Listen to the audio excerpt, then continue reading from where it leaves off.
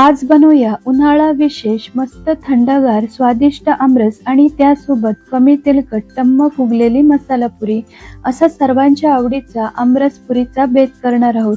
साधी पुरी न करता तिखट मसाला पुरी बनवतोय. खूप मस्त लागते, एकदा नक्कीच करून बघा. त्यासाठी इथे मी 5 हापूस आंबे घेतलेत. आता आंबे थंडगार पाण्यात अर्धा तास भिजत ठेवू. आंबे उष्ण असतात, थंडगार पाण्यात ठेवले की आंबे खाल्ल्यावर शरीराला बाधत नाही. आता हे आंबे बाजूला ठेवू आणि पुरीसाठी कणिक भिजवून घेऊ.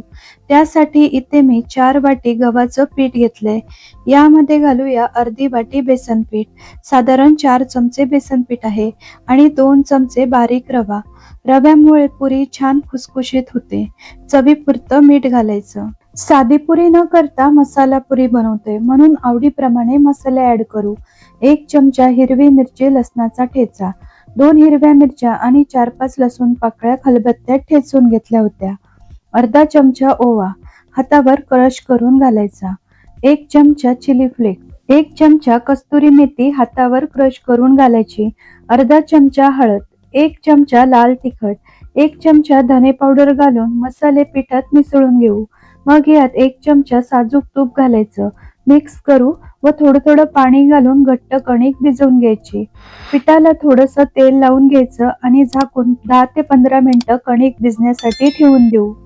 तोपर्यंत आपण आमरस बनवूया. इथे अर्धा तास झाला. आंबे स्वच्छ धुवून एखाद्या कॉटनच्या कपड्याने पुसून घ्यायचे. आता आंबे कापून घेऊ. आंब्याचा देठाकडील भाग काढून टाकायचा. आता आंबे कट करून घेऊया.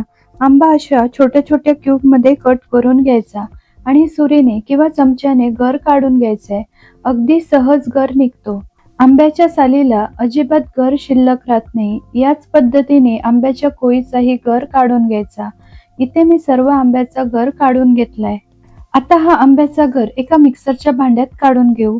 मग यात आवडीप्रमाणे 4 चमचे साखर घालायची. आंब्याची गोडी पाहून यात साखर ऍड करा. 8-10 बर्फाचे खडे टाकायचे. बर्फाचे खडे वापरल्यामुळे आमरस काळा पडत नाही. आंब्याचा ओरिजिनल रंग टिकून राहतो, म्हणून बर्फाचे खडे अवश्य वापरा. आता मिक्सरला फिरवून घेऊ.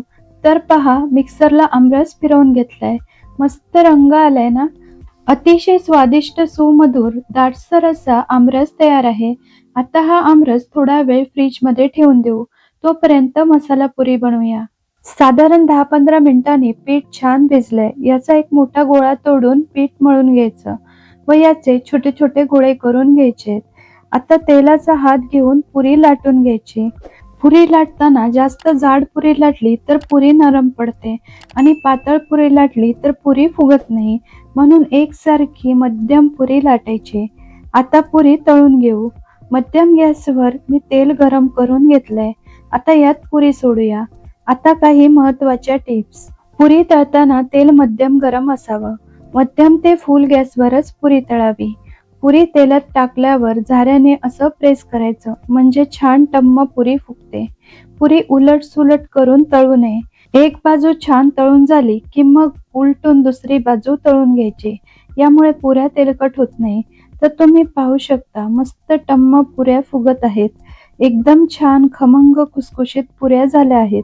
या पुऱ्या तुम्ही प्रवासालाही नेऊ शकता. 3-4 दिवस टिकतात. तयार झाला मस्त थंडगार स्वादिष्ट आमरस. त्यासोबत गरमागरम टम्म फुगलेली कमी तेलकट खमंग तिखट मसाला पुरी. साधी पुरीपेक्षा या थंडगार गोड आमरस सोबत या तिखट पुऱ्या खूप मस्त लागतात. तुम्ही पाहू शकता, अजिबात या पुऱ्या तेलकट होत नाही आणि सर्व पुऱ्या टम्म फुगतात. ची रेसिपी आवडली तर व्हिडिओला लाईक, शेअर आणि आपल्या अनुमधू किचन या चॅनलला नक्की सबस्क्राईब करा. पुन्हा भेटूया अशाच एका छानशा रेसिपी सोबत.